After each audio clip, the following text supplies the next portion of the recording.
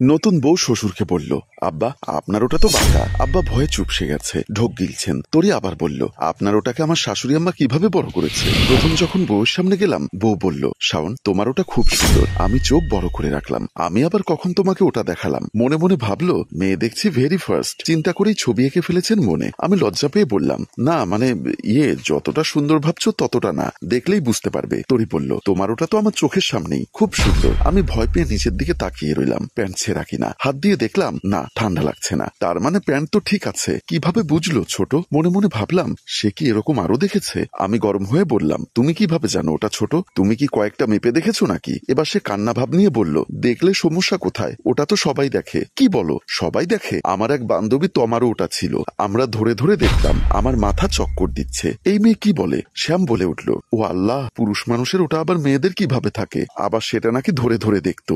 আমি কাকে বিয়ে করলাম? আমি কান্না ভাব নিয়ে বললাম, এইসব কি বলো? আমি তো বাসরাতে শহীদ হয়ে যাব। ওটা কেউ ধরে নাকি? আরে তুমি কি মনে করেছো আমি গালের তিলের কথা বলছি? আমি আর কোনো প্রশ্ন না করে সোজা শুয়ে পড়লাম। পরদিন দুপুরবেলা খাওয়া দাওয়া শেষ করে একটু শুতে গেলাম। তরি আমার পাশে এসে শুয়ে রইল। একটু পরে যখন তরিকে আদর করতে লাগলাম, তখন সে ছাড়িয়ে আমতা আমতা করে বলল, আমি তো আমার ওটা আমাদের বাড়িতে রেখে এসেছি, এখন কিভাবে হবে? আমি তো ভয়ে ঢোক গিলতে লাগলাম। ওটা যে কেউ রেখে আসে সেটা আজ জানলাম। এবার কান্না মাখা চোখে জিজ্ঞাসা করলাম, কি রেখে এসেছো? না মানে ওটা আর কি, যেটা দিয়ে ওটা করে। আমি কাঁদতে লাগলাম। হায় রে, ওটা যে ঘরে কেউ রেখে আসে এটা আমি প্রথম জানলাম। তাই চোখ বেয়ে কান্না পড়ছে। বাসরাতে তো আনা উচিত ছিল, কিন্তু সে কিছুক্ষণ পরে বলল, তুমি কাঁদছো কেন? আরে লম্বা ওইটা আর কি। আমি তো মাথার চুল ছিঁড়তে থাকলাম, কিন্তু তরি আমাকে বলল, ও মনে পড়েছে, আরে মোবাইলের কথা বলছি। কথাটা শুনে আমার বুকে হাত দিয়ে ধরে থাকলাম। বুকে পানি এলো। আর একটু হলে সংবাদপত্রের হেডলাইন হয়ে যেতাম। যাক, তরি যেটা বাসায় রেখে এসেছে ভেবেছিলাম সেটা না। আমি বললাম, চুপ করো। আমি তরির গলাটা চেপে ধরে তাকে শুইয়ে দিলাম। ঘুম থেকে উঠে বাজারে যাবার জন্য রেডি হচ্ছিলাম, তখনই আমার কানে আওয়াজ আসলো, তরি আব্বার সাথে কথা বলছে। আমি কাছে গিয়ে দেখলাম অনেকটা ভয় ভয় আছে কিনা, কি বলে ফেলে। এই মেয়ের এটা সেটা বলার জন্য আমার জীবন জিন্দেগি তামা তামা হয়ে যাচ্ছে। আমি লুকিয়ে দেখছিলাম। আব্বাকেও বলে বসলো, আব্বা আপনার ওটা তো বাঁকা। আব্বা ভয়ে চুপসে গেছে, ঢোক গিলছেন। কিন্তু তরি আবার বলল, আপনার ওটাকে আমার শাশুড়ি আম্মা কিভাবে যে বড় করেছে সেটা আমি বুঝি না। বাবা দেখছি বুকে হাত দিয়ে আছে, জিওবাই কামড় দিয়ে ধরে তোতলানোর মতো করছে।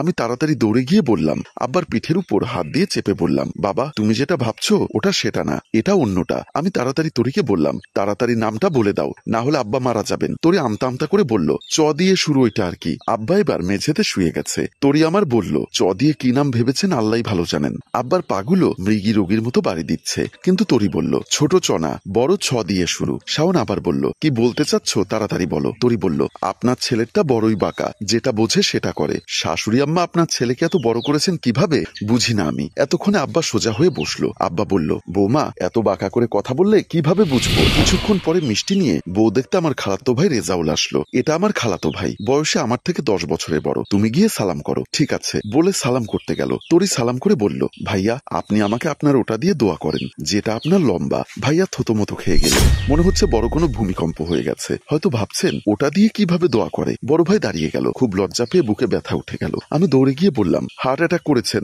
সে দাঁড়ানো অবস্থায় হসপিটালে পাঠিয়ে দিলাম আব্বাকে দিয়ে। তারপর আমি তরিকে বকাঝকা করতে লাগলাম। ও মা, দেখি তরি কান্না করতে লাগলো। বলল, আমার কি দোষ? আমার কোনো জিনিসের নাম মনে না পড়লে আমি ওটা বলে দেখিয়ে দেই। আমি বললাম, খালাতো ভাইয়ের কোন জিনিসের নাম মনে পড়েনি? তরি বলল, ওটা মানে লম্বা হাতের কথা বলেছি। আমি মাথা গরম করে বললাম, হয়েছে হয়েছে, ভেতরে যাও। তরি ভেতরের রুমে চলে গেল। মনে মনে ভাবলাম, তরিকে নিয়ে বড্ড বিপদে পড়ে গেলাম। তার রূপ দেখে কাবিননামায় 20 লক্ষ টাকা লিখিয়ে এখন তাকে তালাকও দিতে পারছি না, আবার সইতেও পারছি না। এই কথা ভেবে বাহিরের দিকে চলে গেল। সেদিন তরিকে নিয়ে অফিসের বসের সামনে গেলাম। ওই সময় বসের বউ বসের পাশে বসা ছিল। বস আমার বউকে দেখে দুষ্টামি করে বলল, বা শাওনের বউ তো অনেক সুন্দর, অনেক লাকি সে। নিজের বউয়ের দিকে একটু আর চোখে তাকিয়ে বলল, আমি কেন পেলাম না এরকম সুন্দরী বউ? আফসোস হচ্ছে। তখন তরি লজ্জা করে বলল, স্যার আপনার ওটা দেখছি কাটা। স্যার আর স্যারের বউ অবাক হয়ে তাকিয়ে আছে, যেন কোনো কিছুর সাথে মিলে গেছে। স্যারের বউ তাকে কলার ধরে নিয়ে বলল, ওটা কাটা কিভাবে জানলো তরি? নিশ্চয়ই দেখিয়েছ। ঠাস ঠাস করে থাপ্পড় মেরে ওখান থেকে চলে গেল। স্যারের সে কি কান্না। আমি স্যারকে বললাম,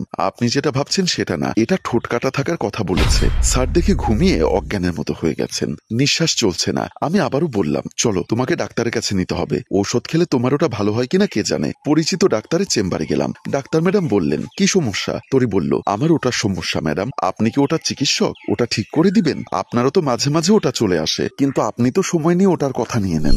ডাক্তার চেম্বারে কাত হয়ে আছেন। রোগীর কথা শুনে ডাক্তার নিজেই শেষ। শেষ। আমি না বলার জন্য অনেক চেষ্টা করেছি, কিন্তু তরি বলেই যাচ্ছে। এক পর্যায়ে আমার বুকে ব্যথা অনুভব করতে লাগলাম। তরিকে বললাম, চলো বাসায়, ডাক্তার পরে দেখাবো। ওদিকে ডাক্তার বেহুশ হয়ে পড়ে রইল। বাসায় এসে বললাম, এভাবে হলে পুরো এলাকা তুমি কবরে ঢুকিয়ে দিবে, তাই জায়গা বিক্রি করে টাকা জোগাড় করে তোমাকে ডিভোর্স দিব। তরি শাওনের পায়ে ধরে বলল, প্লিজ তুমি এমন সিদ্ধান্ত নিও না। আমি কখন যে মনের অজান্তে এগুলো বলে ফেলি নিজেও জানি না। আমি খুব চেষ্টা করব ভবিষ্যতে যাতে ওইটা আমার মুখ দিয়ে না আসে। শাওন আবার তরিকে পায়ে ধরা থেকে তুলে বুকে জড়িয়ে নিল এবং বলল, আজকে থেকে আমি যা বলি তুমি তাই বলবে, এর বাহিরে একটা কথাও বলবে না। এটা হলো তোমার শেষ চিকিৎসা। সম্মানিত দর্শক, প্রচলিত কথায় আছে, সঙ্গদোষে লোহা ভাসে। স্বভাব কখনো পাল্টিয়ে যায় না, অভ্যাস বড় ভয়ানক জিনিস। তরি কি পারবে তার মুখের ভাষাটা চেঞ্জ করতে? দেখতে থাকুন। আমরা আবারও নতুন গল্প নিয়ে আপনাদের মাঝে হাজির হব। ভালো লাগলে লাইক, কমেন্ট ও শেয়ার করে চতুর্দিকে ছড়িয়ে দিন। গল্পটার রচনা ও প্রযোজনায় মঞ্জুর মোর্শেদ, পরিচালনায় হাশেম রাজু, ক্যামেরায় শিহাব ও শাকিল। ধন্যবাদ।